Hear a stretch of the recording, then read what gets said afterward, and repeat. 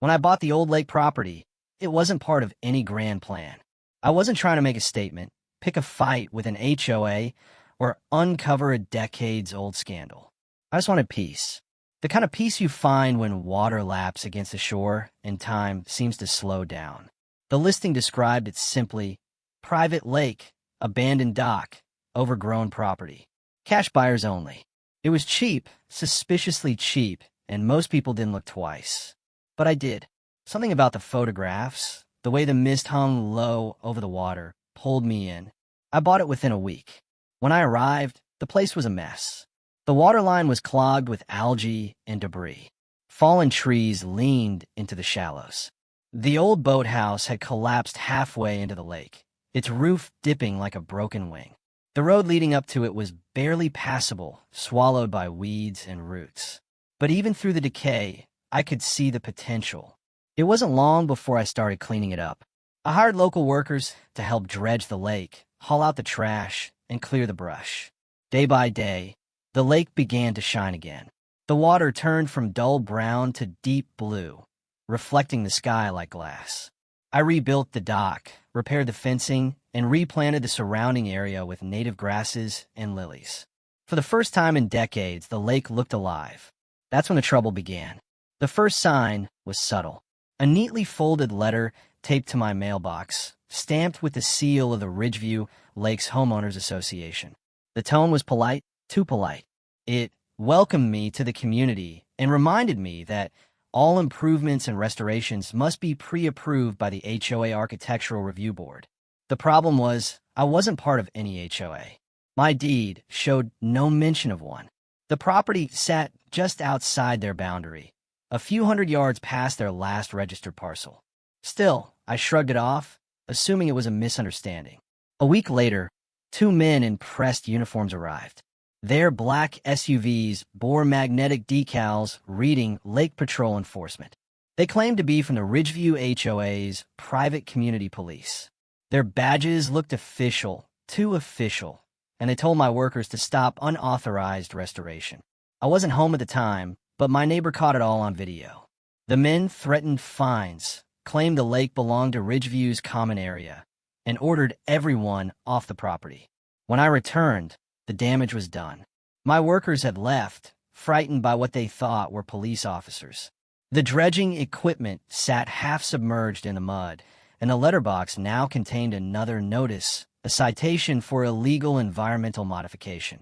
It was absurd. The deed in my name said otherwise. But something about those uniforms, those confident lies, and that HOA logo sent a chill down my spine.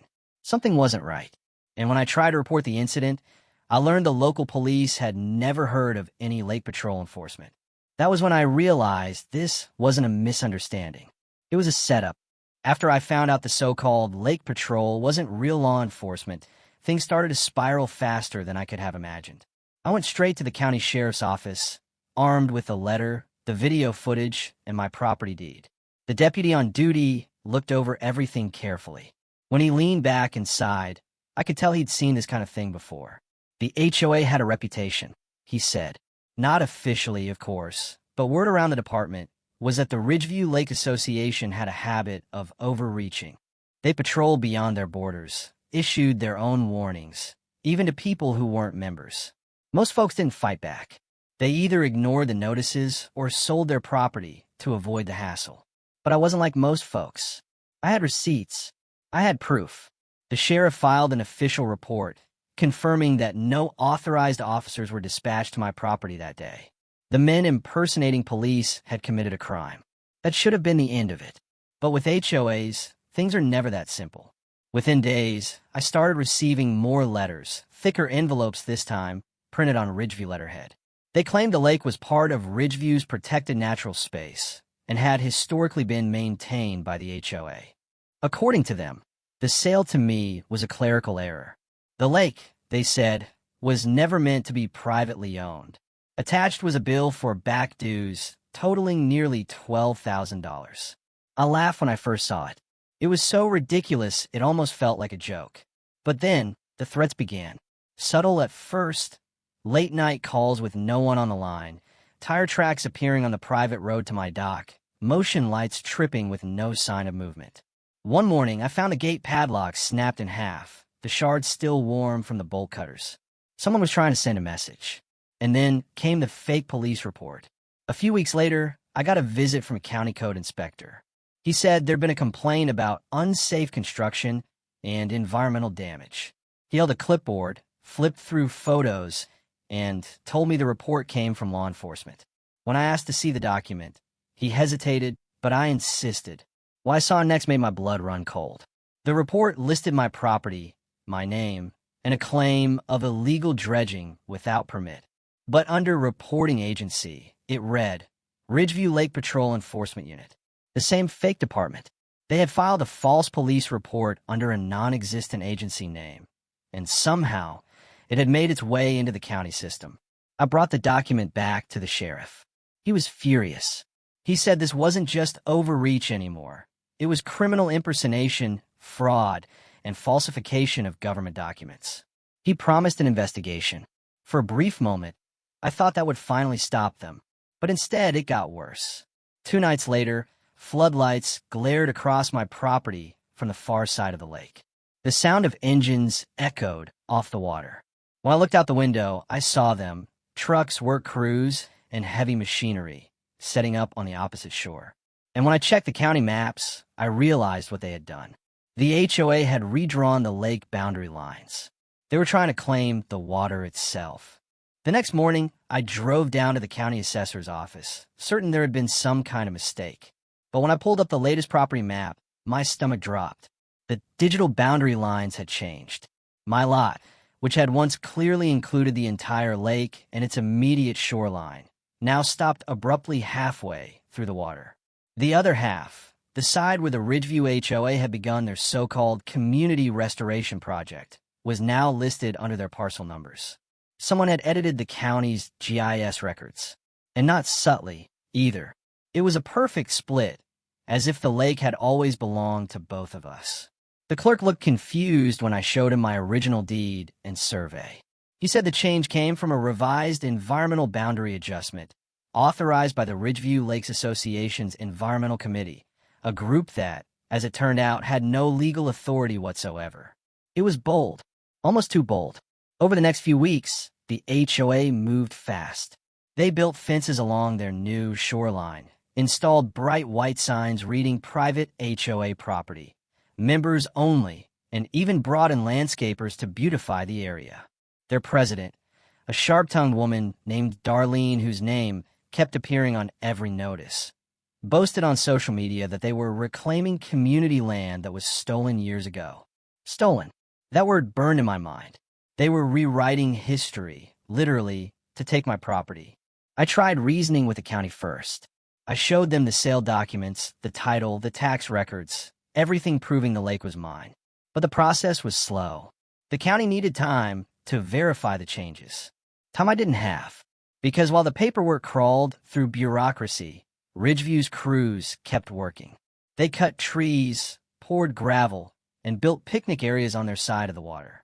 One morning, I found they placed a floating buoy line straight down the middle of the lake, dividing it like a war zone. On their side, music, grills, and kayaks. On mine, silence and mud. The tension grew thicker by the day. Homeowners from Ridgeview began showing up uninvited, claiming they had lake access rights. Some tried fishing on my dock. Others simply stood there, recording me with their phones, waiting for me to react. Then came the drone. It hovered over my yard for hours at a time, buzzing like a mechanical hornet. I followed it with binoculars and traced it back to a house deep inside the Ridgeview neighborhood. While I confronted the HOA about it in writing, they responded with another letter, this time accusing me of harassment and trespassing. The nerve. But I wasn't going to roll over. I hired a surveyor, an attorney, and a private investigator. I wanted every inch of truth, every document, every hidden communication they'd sent to county officials. What we found made everything clear. Darlene and several HOA board members had bribed a low-level employee at the assessor's office to file the boundary change quietly.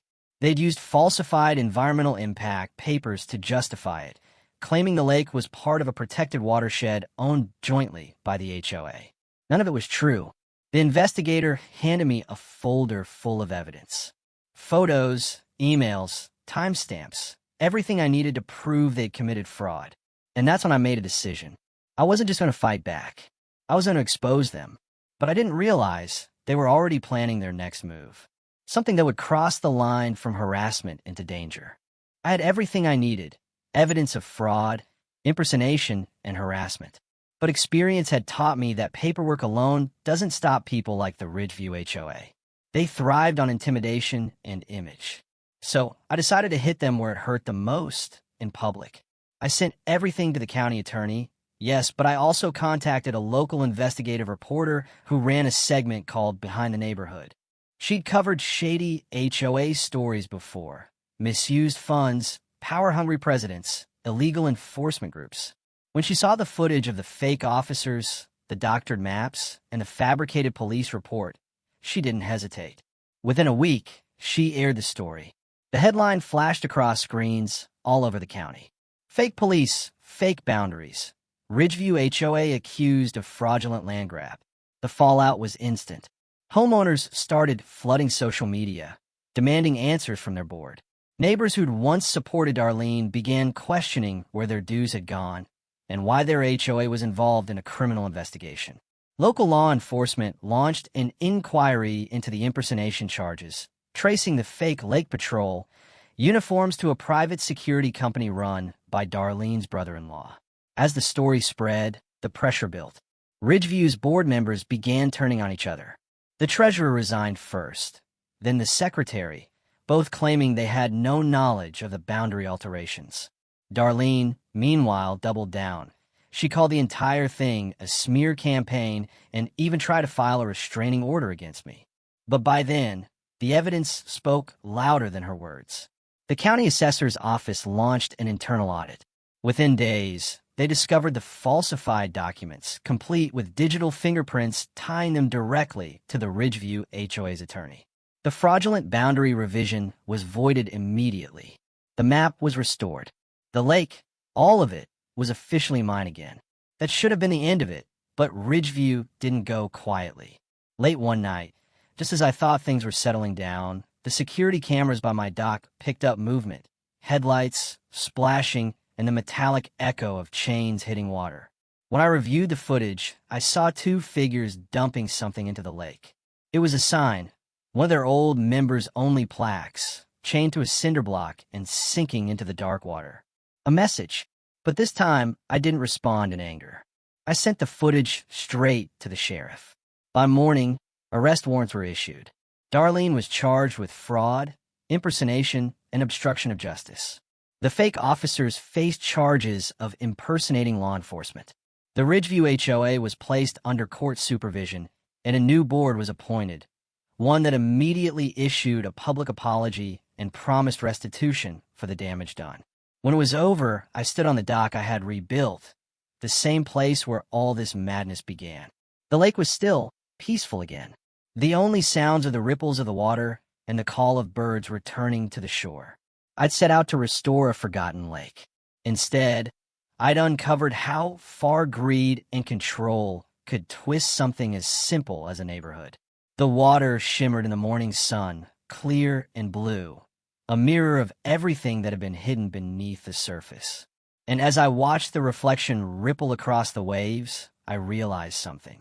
Sometimes peace isn't found in silence. Sometimes it's earned one battle, one truth, one exposed lie at a time.